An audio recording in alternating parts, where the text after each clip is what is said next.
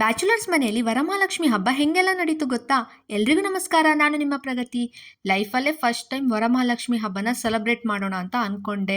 ನಂಗೆ ಗೊತ್ತಿರೋ ಅಷ್ಟು ಮಟ್ಟಿಗೆ ಹಬ್ಬನ ಮಾಡೋಣ ಅಂತ ಡಿಸೈಡ್ ಮಾಡಿಕೊಂಡು ಬ್ರೇಕ್ಫಾಸ್ಟ್ಗೆ ಪಲಾವ್ನ ಮಾಡೋದು ಅಂತ ಅಂದ್ಕೊಂಡು ತರಕಾರಿನೆಲ್ಲ ಕಟಕಟ ಅಂತ ಕಟ್ ಮಾಡಿಕೊಂಡು ಪಲಾವ್ಗೆ ರೆಡಿ ಮಾಡಿಕೊಂಡೆ. ಬ್ರೇಕ್ಫಾಸ್ಟ್ ಜೊತೆಗೆ ಲಂಚ್ಗೂ ಇದನ್ನೇ ಪ್ಯಾಕ್ ಮಾಡಿಕೊಂಡೆ. ಹಬ್ಬ ಆಗಿರೋದ್ರಿಂದ ಬಾಯಿ ಸಿಹಿ ಇರಲಿ ಅಂತ ಪಾಯಸ ಮಾಡೋಕ್ಕೆ ಹೊರಟೆ. ನಂಗೆ ಗೊತ್ತಿರೋದು ಹಾಗೆ ಈಸಿಯೆಸ್ಟ್ ಆಗಿರೋ ಸಿಹಿ ತಿಂಡಿ ಅಂತಂದರೆ ಅದು ಶಾವಿಗೆ ಪಾಯಸ. ಅದಕ್ಕೆ ಅದನ್ನೇ ಮಾಡೋಣ ಅಂತ ಡಿಸೈಡ್ ಮಾಡಿಕೊಂಡು ಶಾವಿಗೆನ ಮತ್ತು ಗೋಡಂಬಿ ದ್ರಾಕ್ಷಿನ ತುಪ್ಪದಲ್ಲಿ ಹುರ್ಕೊಂಡು ಅದನ್ನೆಲ್ಲ ಹಾಲಿಗೆ ಹಾಕಿ ಅದಕ್ಕೆ ಸ್ವಲ್ಪ ಸಕ್ಕರೆ ಹಾಕಿ ಕಲಸಿ ಪಾಯಸನ ರೆಡಿ ಮಾಡಿ ಇಟ್ಕೊಂಡೆ. ಇನ್ನು ಹಬ್ಬ ಅಂದಮೇಲೆ ಸ್ವಲ್ಪ ಮಿಂಚದೇ ಇರಲಿಕ್ಕಾಗತ್ತಾ? ಅದಕ್ಕೆ ಒಂದು ಚೆನ್ನಾಗಿರೋ ಸೀರೆನ ಉಡ್ಕೊಂಡು ದೇವ್ರ ಪೂಜೆ ಮಾಡೋಕ್ಕಂತ ರೆಡಿ ಆಗಿಬಿಟ್ಟೆ.